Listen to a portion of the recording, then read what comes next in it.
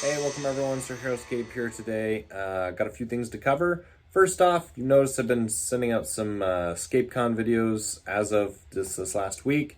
Gonna still be doing that, so be watching for those videos coming out more in the coming weeks. Hopefully, I can get out a weekly video for those tournament games for your viewing and pleasure. As for updates on the Age of Annihilation HasLab, this is where we stand right now. We're almost at 30% with 35 days left to go. So probably not as good as we would have liked to do at this point in the HasLab, but we're continually told by the designers and by those involved that HasLab is a little bit different than Kickstarter and that it's a slow burn, and that over the course of the full campaign, it's a slow incremental increase, and we've seen that. We've seen a slow incremental increase.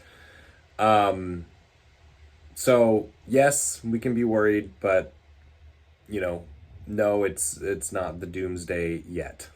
we've got still over a month left before we need to worry about where things are falling. So hold to the faith. We continually see that number going up. We're seeing the team continually post multiple outlets on YouTube, as well as articles from reviewers and gamers. We've also been confirmed that they have sent out product to people to review and give gameplay videos on. And so I do believe that they will be sending us that information hopefully soon. In that they'll post that to the campaign, I would imagine, links to that information or what have you, because that information has been requested and highly anticipated for especially new people to the game or interested in understanding what the gameplay looks like for some of those new units and terrain pieces, and being able to see more in action type gameplay, which helps people make the decision of if they want to buy it or not, right? So additionally, before we get to the meat of this video, there's a great podcast by Casters of Valhalla, COV. I'm going to link it in the description. Casters of Valhalla is put on primarily by OEAO, who's a member of the community who also manages and runs ScapeCon. And so he does a lot of his podcasts around competitive Heroscape, but additionally, branches out into other topics. And this last topic he posted on was with Matthias Maccabeus, who's also a very prominent member of Heroscape, one of the most accomplished, tournament, winners and players around. And so he's very well known in the community. Both are very much involved in Heroscape as well as in other games. And so this podcast, while an hour long, is worth the listen. They do a really good job of kind of digging into the campaign of Heroscape and the HasLab, and providing their honest feedback onto what they think about it. And I really appreciated their insight. Again, I will say the overall feeling is that they are encouraged, they're excited for what this HasLab campaign has to offer. But they provide some really good, frank, open, honest feedback about the campaign and things that could be done to improve it, and their hope that the HasLab or the Hasbro team, Avalon Hill team will listen. The Avalon Hill team has come out and provided an opportunity for us as a community to vote on the card design. Now, when I say vote, actually, it's not an official vote on a yes or no will it happen. They do still reserve the right as the designers of the game to make the call at the end of the day, but they've decided that it's very important to them to come out officially with a poll to get our feedback on what we would like to see in terms of the card design for Age of Annihilation and going forward in this new Age of Heroscape. And I think that's amazing that they are willing to do that, and I hope that they're also open and willing to continue to do that type of thing going forward, involve the community in some of these decisions, in the sense that they're getting our feedback. Not necessarily that it's going to be an automatic decision based off of the polling numbers, but that they will provide some insight into how we're feeling about it. So, with that said, let's look at what options we're talking about. So the first option they provided was option A, or the OG-scape unit card design, which is kind of cool because they did provide us a front and back of Killian Vane the Third, who we get to see his power and his stats, which is really cool. So similar to original Heroscape, we get the the left box stats about the figure. We get the power there to the left of the image of the figure. We get the points and the hit zone off to the right. The stats in terms of attack, move, life, and range are in a different location. They're at the bottom there with different images, which is different where they used to be to the right of the image of themselves. The name as well is a little bit different. It used to be to the left underneath the general symbol. But yeah, I think overall this is a really good, clean view of what the original Heroscape looks like, but with a kind of a new age feel, and I really like this. And here's a much bigger image of what that looks like. So I really like this. I think it looks awesome. OG Heroscape with a new age feel just feels really good to me. Plenty of space for the power text there. So this is option A. Option B, Newscape unit card. This was the primary option that the designers had wanted to switch to until they had received some feedback. Note the difference in design. You've got the general at the top with the size, so medium 5 is the M5. You've got the points and the hit zone on the left with the image of the figure and the stats on the left. And then you've got the power text on the right with a much wider location. And then you've got the stats of the figure, their personality, unit type, and whatnot on the bottom there. So one thing that they noted about this particular format is that between the original here and this one, this new format allows them much more space for the power text and to implement and to add in new abilities or more abilities with font size and whatnot. It allows them to squeeze more into a unit's space there for the card.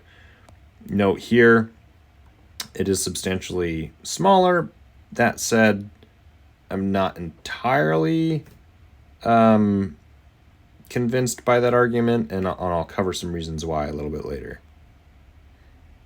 So if we go to option 3 is the Arenascape unit card design. If you're familiar with Arena of the Planeswalkers, they introduced a new form of Heroscape card, or not Heroscape, it wasn't Heroscape, but a new form of unit card where you have the image at the top, and then you have the unit text at the bottom, or the ability text at the bottom with the unit hit zones and the abilities and kind of details of the unit all in the middle. So it has a nice, really clean look, and on the back you get a pretty wide view of the unit itself, which is pretty cool. But any of you that know how these cards actually look and feel in real life know that this is a terrible idea. So I'm not even going to spend time on it. It's just a terrible idea. Fourth option, option D, is the tarot card unit design concept. Note the dimensions, that this is a larger card. This is not a playing card style, right? This is not your deck of cards. This is a wide card. And this was an option people suggested as well. You get much bigger view of the unit, the name. You have the stats there in the middle, and then the power text there at the bottom with the hit zone and unit abilities at the bottom there as well. This one I like.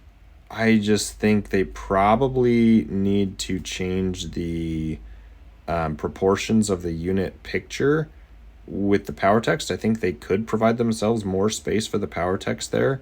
And that is one thing that they mentioned as well, is that on this particular design, the power text spacing would be significantly less. So it would be hard to fit in abilities that are longer, or multiple abilities per unit. So yes, option D is on the table. So, for those of you interested in having your voice heard, who have said, of all the opinions, how dare they, change the card design, right? I've seen your comments. Now's your opportunity to let them hear it, right? So go on to Discord. Under the Avalon Hill Discord, there's a channel called Polls.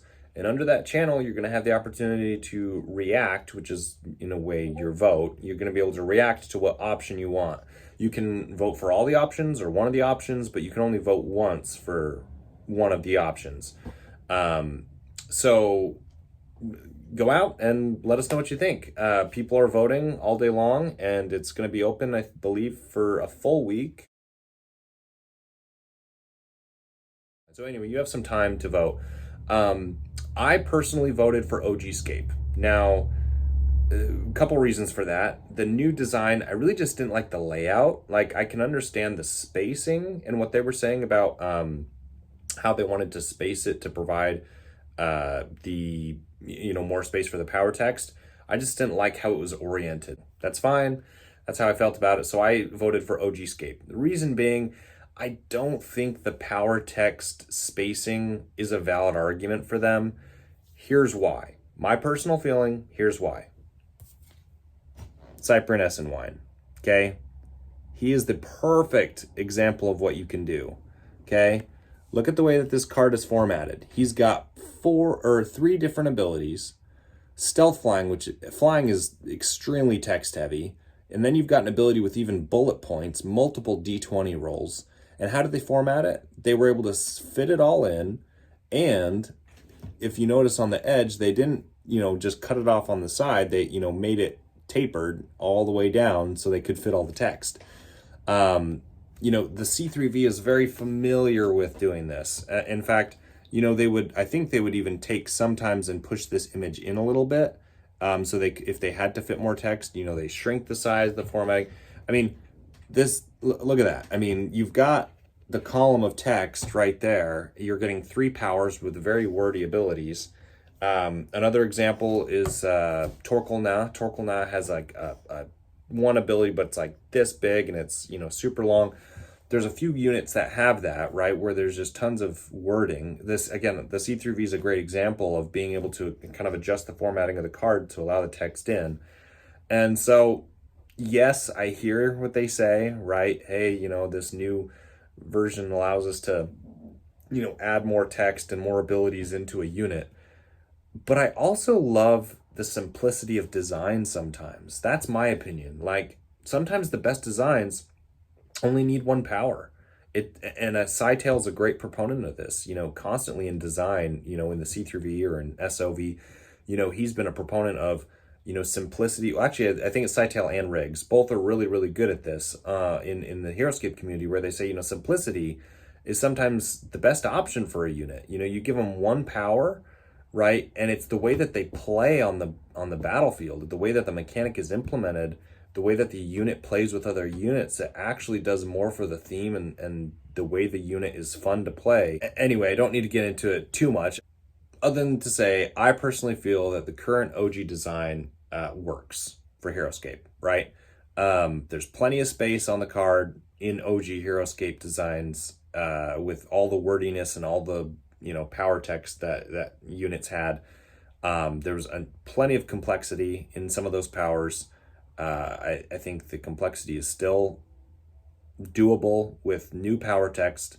But I mean, for example, even the OG design, they're getting rid of this entire section here, right? This entire stat box section they're doing away with, and they're doing it like low on, on the bottom here with some new symbols. So they're basically giving this entire section on the right up for the cart, card image, of the miniature, which is fine. There's no problem with that. But if you really want more power text, space, then okay, then maybe just use this space over here. I don't know. For me, it's not a valid argument. They've done it before with OG Heroscape. They can do it again. So anyway, that's my opinion. Take it what you will. Let me know what you think. Go on to Discord. Let your voice be heard. Make your poll. Make your vote. And we'll see what else they have to announce. And keep getting the word out. Letting people know. Let's bring this thing back. All right. Thank you guys for watching. See you guys next time.